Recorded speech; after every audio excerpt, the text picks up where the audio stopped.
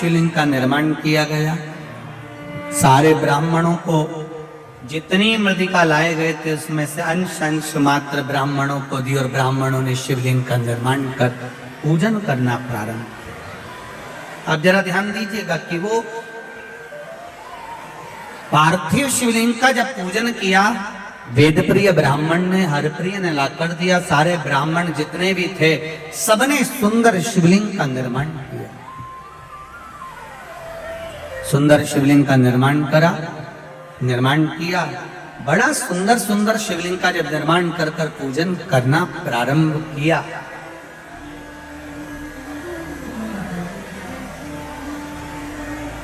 उसी समय पर सारे ब्राह्मणों ने एक साथ भगवान शंकर की आराधना कर कर विनती करी, भोलेनाथ, हे देवादिदेव महादेव, कृपा कर। देखिए, एक अकेले बैठकर भजन करना और एक सामूहिक बैठकर भजन करना, बहुत अंतर है। 3.5 करोड़ रोम छिद्र ये मनुष्य के शरीर पर हैं। 3.5 करोड़ रोम छिद्र मनुष्य के शरीर पर हैं। ये 3.5 करोड़ रोम छिद्र का जो पवित्र स्नान होता है वो भगवान के भजन से होता है। एक दिन में मनुष्य को 3.5 करोड़ बार भगवान का नाम लेना चाहिए, तब जाकर ये शरीर शुद्ध हो पाता है। अब 3.5 करोड़ बार तो कोई भगवान का नाम लेगा नहीं, तो क्या करना चाहिए? कथा में जाकर बैठ जाओ। भगवान की कथा में जाकर जब बैठोगे, सब इतने लोग एक साथ में मिलकर जब भगवान का भजन करेंगे, वो भजन करते करते जब वाणी से निकलेगा, टकराएगा, बिखरेगा, कण कण कण कण 3.5 करोड़ रोम छिद्र में समाएगा, तो हमारा कल्याण अपने आप हो जाएगा। करो भजन भगवान। प्रार्थना में वो बल है।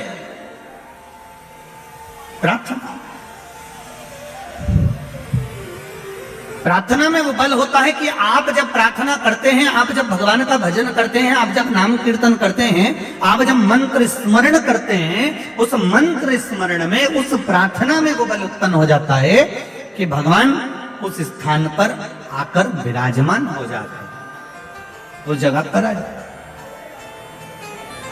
अभी कथा में वर्णन किया था इससे पहले, जो कानपुर की कथा हुई, उस कानपुर की कथा में कहा था हेलीकॉप्टर को उतारने के लिए हेलीपैड बनाया जाता है। बोलो रीजी जी, सही है कि गलत है? ऐसा ग्राउंड देखा जाता है, फिर उसमें चूने से एच लिखा जाता है। क्या लिखते हैं? एच। देखा है आप लोगों ने? कहीं देखा है? किस किसने देखा? जरा हाथ उठाओ। सबने देखा है? धरो धरो धरो धरो। एच बना होता है। एच का मतलब होता है हाँ,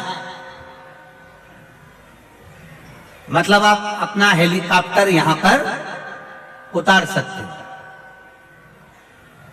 हेलीकॉप्टर वाला नीचे एच देखता है, हेलीपैड देखता है और हेलीकॉप्टर उतार लेता है।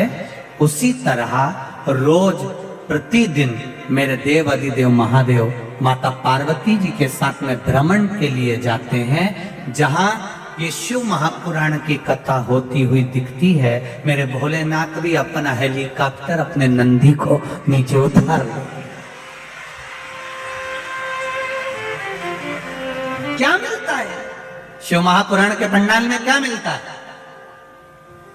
कई लोग कहते हैं, इंदौर के लोगों के भी मुख में ये चर्चा चल रही होगी, क्यों जा रहे हैं इतने सारे लोग धक्के खाने के लिए?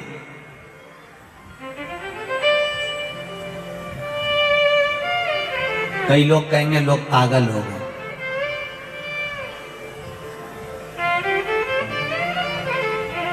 घर में टीवी पर भी तो कथा आ रही है, अपने अपने घर में क्यों नहीं सुन लेते? वहां रोड पर बैठे हुए दीवार पर चढ़े हुए हैं, मकान पर चढ़े हुए हैं, बाउंड्री पर चढ़े हुए हैं। अरे भाई, इन सब को मालूम है कि हेलीपैड पे हेलीकॉप्टर उतरता है और जहां शिव महापुराण की कथा होती है वहां मेरा महादेव उतरता है। इन सब को मालूम। और जैसे ही हेलीकॉप्टर से नेताजी नीचे उतरते हैं तो जितने लोग हेलीपैड के आसपास में होते हैं वो अपनी अपनी एक एक सूचना दे देते, साहब हमारे यहाँ पानी नहीं आ रहा है, साहब हमारे यहाँ नल नहीं चल रहा, साहब हमारे यहाँ ये प्रॉब्लम है, हमारे यहाँ वो प्रॉब्लम है। उसी तरह देवाधिदेव महादेव जब इस शिव महापुराण की कथा में जहाँ कथा होती है, हम पहले भी आपको कहे कि शिव पुराण जिस स्थान पर होती है वो स्थान साधारण नहीं होता, वो कैलाश धाम होता है जहाँ भगवान शंकर की कथा हो। आप लोग जहां भी कथा सुन रहे हैं, आप जहां कथा श्रवण कर रहे हैं, ये पूरी भूमि ये समझ कर बैठिए कि हम कैलाश पर बैठकर कथा सुन रहे हैं, कल्पवास करते।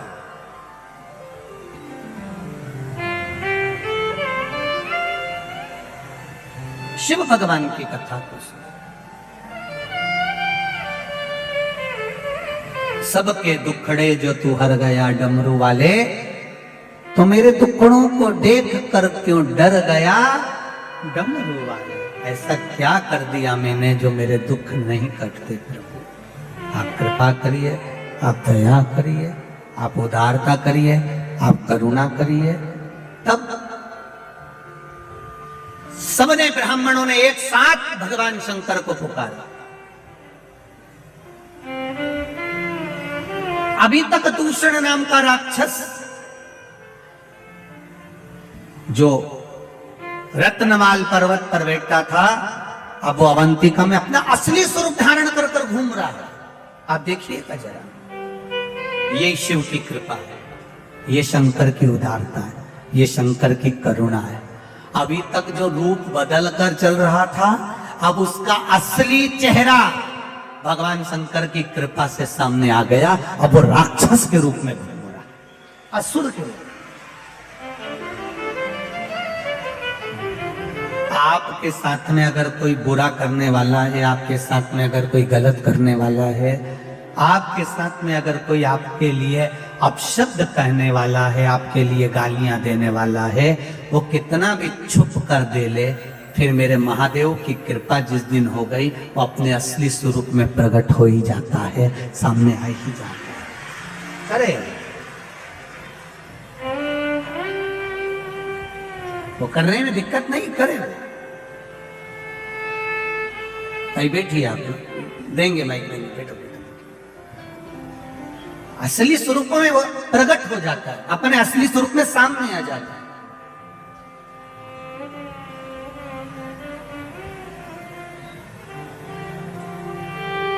महाराज, राक्षस अपने असली स्वरूप में आ गया। अभी तक ज्योतिषी का रूप रख रहा था, ब्राह्मण का रूप रख रहा था, जोगी सन्यासी का रूप रख रहा था,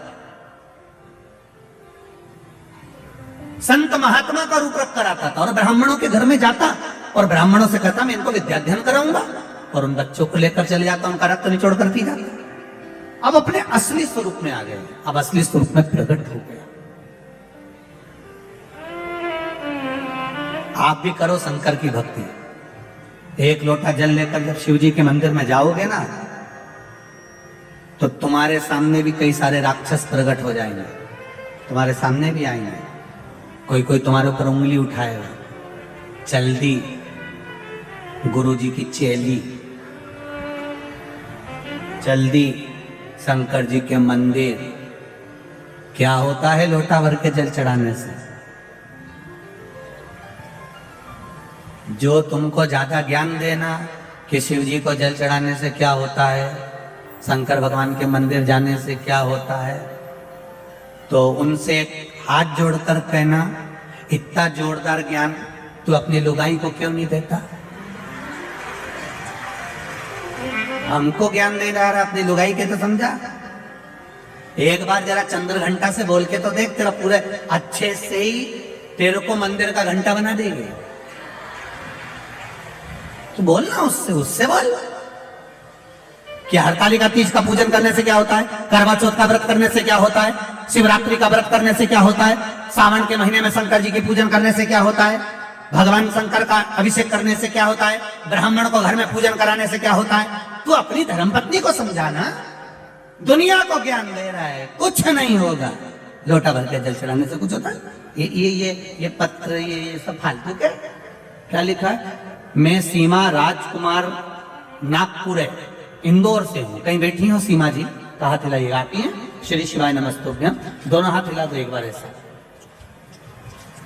मैं सीमा राजकुमार नागपुर है, इंदौर से हूं। गुरुदेव को सादर प्रणाम। मुझे 3 साल पहले उल्टे ब्रेस्ट में गठान हो गई थी, जिसका ऑपरेशन कराने के बाद गठान की जांच कराई गई। जांच में कैंसर पाया गया। कैंसर 3रे स्टेज पर था। फिर डॉक्टर बोले आपका ब्रेस्ट निकलेगा। फिर मेरे ब्रेस्ट निकालकर ऑपरेशन हुआ। कीमोथेरेपी हुई। मुझे 8 किलोग्राम संग 8 कीमो लगे। 8 कीमो पूरे होने पर 2021 में मुझे फिर दूसरे ब्रेस्ट में गठान हो गई। तब मैंने 2021 से ही आपकी शिव महापुराण की कथा सुनना प्रारंभ कर दी। जब मेरे दूसरे ब्रेस्ट में गठान हो गई और फिर बताया, आपने टीवी पर जो उपाय बताया था वो करना प्रारंभ करा। एक बेलपत्री शिव जी को चढ़ाकर खाना, जल चढ़ाकर शिव जी को आना। मैंने करना चालू कर दिया। भोले बाबा को जल चढ़ाती, बेलपत्री खाती, बाबा से रोज विनती करती, बाबा से बेलपत्र मांग कर लाती, बाबा मुझे औषधि दे दो, मेरे शरीर में फिर गठान हो गई है, बाबा इसको गला दीजिए। यह मैं कुंदकेश्वर महादेव का नाम लेकर करती, जैसा आपने बताया था। बाबा को रोज बोल कर आती और औषधि बना दो बाबा, ऐसा कहकर लेकर आती। बाबा की कृपा गठान को गलाने का कहती। गुरुजी भोले बाबा ने ऐसी कृपा करी कि मैं वर्णन नहीं कर सकती। मेरी 1 महीने के अंदर जो दूसरी गठान हो गई थी, डॉक्टर को दिखाया तो पूरी गठान गल चुकी थी। मैं कैंसर से बच गई। मैं बाबा को यहाँ प्रणाम करने के लिए आई हूँ। गुरुदेव मुझे जमकर खांसी हो गई क्योंकि कैंसर का शरीर था। फिर जमकर जब खांसी हुई, फिर मैं वापस डॉक्टर को दिखाने के लिए गई तो डॉक्टर ने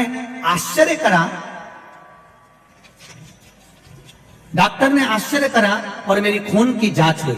जब खून की जांच कराई गई, सारी जांच देखी गई तो मेरी सारी जांच नॉर्मल आई और मेरे शरीर से कैंसर भी समाप्त हो गया। मैं बाबा को प्रणाम करने आई हूँ। ये मेरी कैंसर की जांचें लगाई है मैंने, पूरी जांच मेरी कैंसर की लगी हुई है। जहां जहां मेरे को कैंसर हुआ दिखाया गया, हॉस्पिटल के साले पर्चे मैं लगाकर भेज रही हूँ। शिव किसको कहते हैं बाबा? शंकर का 1 लोटा जल और 1 बेलपत्री में वो बल है जो दुनिया में कहीं नहीं हो सकता। बैठिए बहन। श्री शिवाय नमस्तुभ्यम। हर हर महादेव। बैठ जाइए।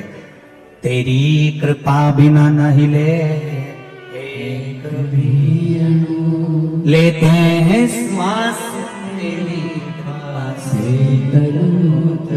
जो तुमको ज्ञान दे। लोटा भर के जल चढ़ाने से क्या होता है? शिव जी पे बेलपत्र चढ़ाने से क्या होता है? उनसे हमें ज्ञान मत दो। धर्म में अगर आदमी घुसता है, प्रवेश करता है, तुम कभी नहीं टोकते, और सनातन धर्म में आगे बढ़ता है तो 25 बार उंगली उठाते हो। तुम सनातन धर्म के विरोधी हो।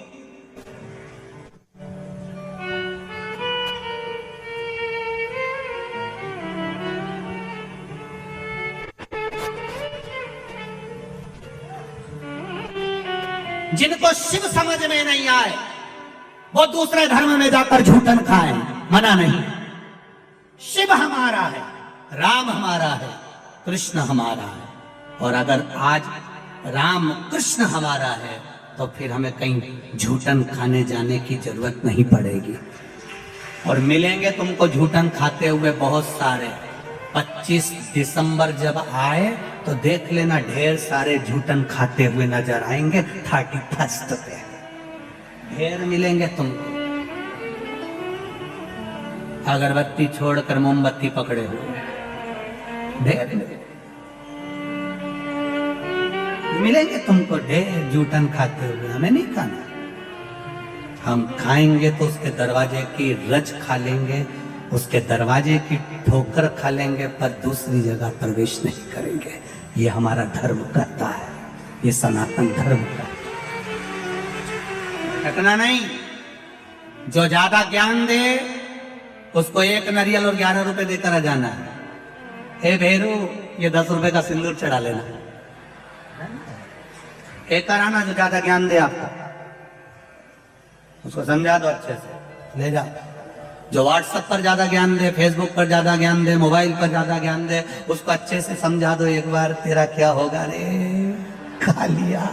समझा दो।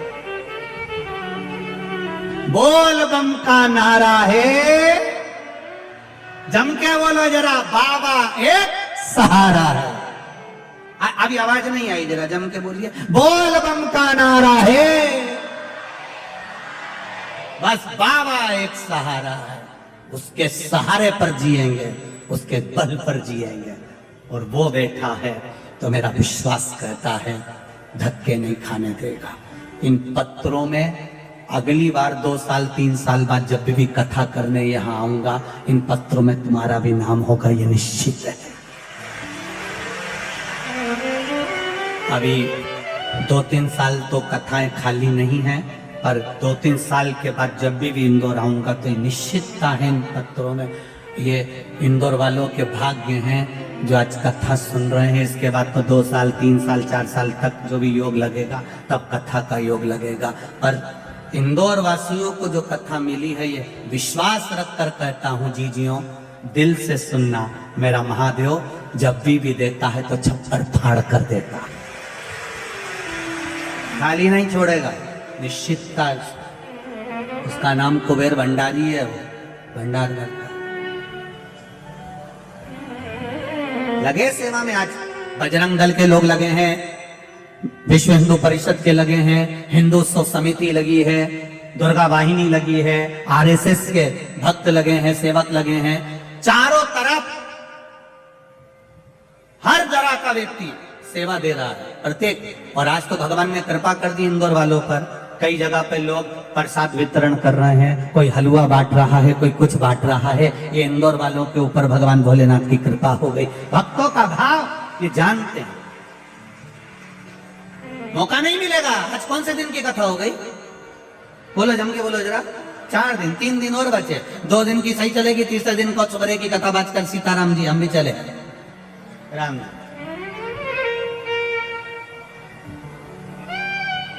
भगवत भजन करते रहो, जिंदगी में आनंद होते। हर ब्राह्मण ने, हर प्रिय ने अपने पिता से कहा, आज दूषण नाम का राक्षस अपने असली स्वरूप में आ गया। शिव जी के सामने असली स्वरूप आता जरूर है।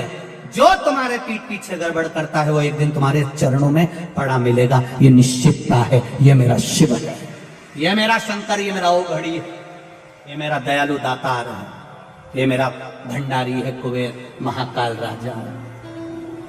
सामने आ गया दूषण। दूषण ने आज वेद प्रिय के बेटे को, हर प्रिय को उठा लिया। इसको ये नहीं मालूम था कि ये मिट्टी का स्पर्श कर लिया था, वो मिट्टी जो शंकर भगवान का शिवलिंग का निर्माण कर रही है। हर प्रिय को उठाया। इतनी देर में सारे ब्राह्मणों ने शिव जी को पुकारा। शंकर भगवान कालों के काल महाकाल बनकर प्रकट होने वाले थे। इतनी देर में वेद प्रिय के पास में शिव जी ने आकर कह दिया, सुनो वेद प्रिय, मैं प्रकट तो हो जाऊंगा, दूषण को मार भी दूंगा, मना नहीं है, पर अगर इसका रक्त पृथ्वी पर गिर गया तो ये 84 रूप रख लेगा, और मैं 84 रूप नहीं रख सकता, क्योंकि मैं इस भूमि पर निवास करता हूं, इस पृथ्वी पर रहता हूं, मैं रूप नहीं रख सकता। लोगों के शरीर में देवी जी आती है, देवता जी आते हैं, सब्र आते हैं, और किसी के शरीर में महादेव नहीं आते, क्योंकि महादेव कहीं गए नहीं, यहीं की यहीं है, तो आके करेंगे क्या, वो तो पहले ही है। और कहीं का घूमता घूमता कह रहे कि मुझे महादेव आ गए, तो उसको धतूरा चढ़ा देना, कांटे वाले धतूरे लिया और 1 बोरी भर के चढ़ा दो। थोड़ी देर बाद महादेव निकल जाएंगे बाहर, रहेंगे नहीं। जब सब दूर से चुभेंगे ना तो अपने आप निकल जाएंगे। किसी को महादेव नहीं आते, क्योंकि महादेव कहीं नहीं गए, कंकर में शंकर है, और मृत्यु लोक के कण कण में मेरा महादेव बैठा है, वो जाता ही नहीं है। भगवान विष्णु वैकुंठ में है, ब्रह्मा जी ब्रह्मलोक में है, इंद्र लोक में इंद्र निवास करते हैं, गरुण और वरुण लोग पितृलोक में सारे पितृ निवास करते हैं, पर मृत्यु लोक ये शिव की भूमि है, ये पृथ्वी मेरे शंकर की भूमि है। पूरी पृथ्वी को कहीं से भी खोद लो, खोदते से ही कहीं ना कहीं शिवलिंग जरूर निकल कर बाहर आएगा। पृथ्वी में शंकर है, वो प्रकट हो जाता, वो निकल, शिव है निकलेगा। अब जिसके पास जो होगा ना वो अपन उसको नाम से पुकारते हैं। भैया जो दूध बेचता है उसको दूध वाला कह देते हैं, सब्जी बेचता है तो बोलो बोलो जम के बोलो, सब्जी वाला। सोना चांदी बेचे तो सोना चांदी वाला सोना, बर्तन बेचे तो ताम्र का, कपड़ा बेचे कपड़े वाला, कबाड़ा वाला। अब तुम हंसे क्यों? अब उसमें कौन सा, तो कबाड़ा बेचे तो कबाड़ा वाला। अब जैसे तुमको लोग कहते हैं ना कि साहब ये कपड़े वाला है, ये सब्जी वाला है, ये दूध वाला है, ये बर्तन वाला है, उसी तरह जो शंकर भगवान को एक लोटा जल चढ़ाता है लोग कह देते हैं ये शिव वाला है, शंकर वाला। पहचान हो जाती है इसकी, ये पहचान है।